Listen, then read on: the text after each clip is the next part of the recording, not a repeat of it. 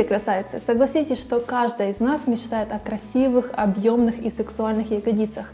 Но с тем временем, как мы начали заниматься фитнесом, наверняка мы столкнулись с такой проблемой. Как увеличить ягодицы, при этом не накачав огромные и массивные ноги? Все боятся огромных ног. В основном мы мечтаем о пространстве между ляшечками, чтобы ничего там не болталось, но никак не хотим огромные объемные квадрицепсы. Ведь также и при всем при этом у нас должны увеличиться ягодицы. Мечты, мечты.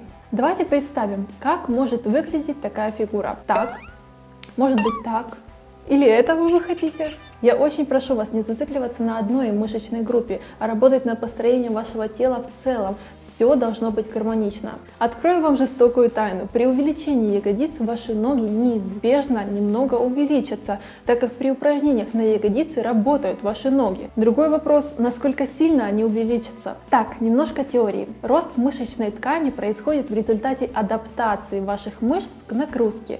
Следовательно, чем сильнее будет нагрузка, тем быстрее и больше будет рост вашей мышечной ткани. К примеру, вы приседаете в домашних условиях по 50 раз на день с бутылками в руках или с гантелями по 2-3 килограмма, и при этом всем ваше питание оставляет желать лучшего, то, естественно, при таком раскладе не ждите больших ног. При таких тренировках вы просто подтянете свое тело, сделайте упругими ноги, ягодицы, все ваше тело, избавитесь от лишней жировой прослойки, но никак не заработайте себе огромные квадрицепсы, как у бодибилдеров, и это просто смешно так думать. Ну а если вы занимаетесь в тренажерном зале, выполняя базовые, тяжелые, сложные упражнения, соблюдая постоянную весовую прогрессию, то, конечно же, ваши ягодицы увеличатся вместе с вашими ногами. Но даже здесь я не стала бы бояться. Самое главное – правильно распределить вашу нагрузку на тренировках. Итак, я вам дам несколько советов, которые помогут вам при тренировках в тренажерном зале, в домашних условиях, чтобы сделать больше акцент на ягодицы, на их рост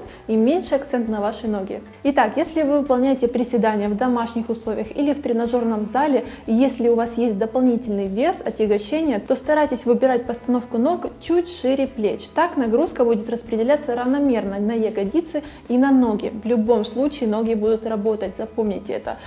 Только в изолированных упражнениях на ягодицы, их не так много, будут работать только ягодицы. В приседаниях, выпадах, в базовых упражнениях всегда работают ваши ноги. Поэтому здесь выбирайте расстояние ваших ног, постановку ног чуть шире плеч. Как я и говорила ранее, мышцы растут от большей нагрузки, то есть от большего стресса, который получают ваши мышцы. Поэтому при приседаниях дойдите до такого веса, который будет равен вашему собственному весу.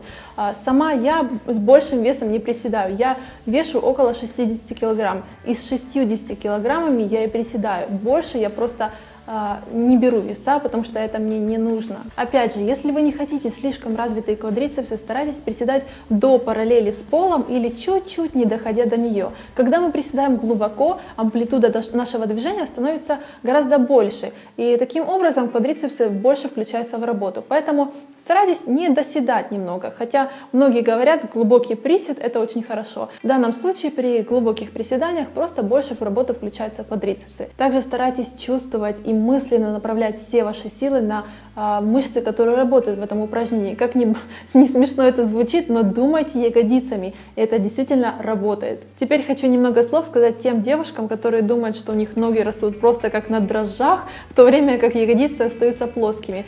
Девочки, пожалуйста, обратите внимание на ваше питание. Проблема в этом. Проблема в том, что вы жалеете себя, вы не делаете упражнения качественно, вы не следите, возможно, за своей техникой. Вам необходимо ограничить простые углеводы в вашем питании, следить за вашим питанием, за вашей калорийностью. И, конечно же, у вас потом появятся стройные ножки. Так что все очень просто. Главное ваше терпение, ваша настойчивость и немножечко веры в себя. Ну что ж, девчонки, вот и все мои советы по этому вопросу. Я очень надеюсь, что вы начали немножко адекватнее оценивать свою фигуру, потому что многие думают, многие пишут мне, девушки, что Таня, я перекачалась по твоим видео, у меня огромные квадрицепсы выросли, икры, ох уж эти икры накачанные всех, которых беспокоят. Девочки, вы не можете перекачаться, особенно по моим видео. У меня многоповторные упражнения по 20-30 раз, а то и больше, где мы используем дополнительный вес максимум 3-2 килограмма, а то вообще без него занимаемся. Поэтому это просто невозможно. Запомните, когда вы занимаетесь без дополнительного веса или с маленьким весом, многоповторные упражнения, запомните раз и навсегда. Это никогда вас не перекачает. Если вы думаете, что вы перекачанная, у вас перекачанные икры, ноги, руки, еще что-то там, вы думаете, что это объемное, значит это мышцы, поверьте, это жировая прослойка, которую можно легко согнать, немножечко правильно попитаясь и сделая вот такие кардиоупражнения и многоповторные упражнения. Так что, пожалуйста, оценивайте себя адекватно. А мы с вами встретимся в новых видео. Я очень надеюсь, что мои советы вам помогают. Всем удачи. Пока-пока.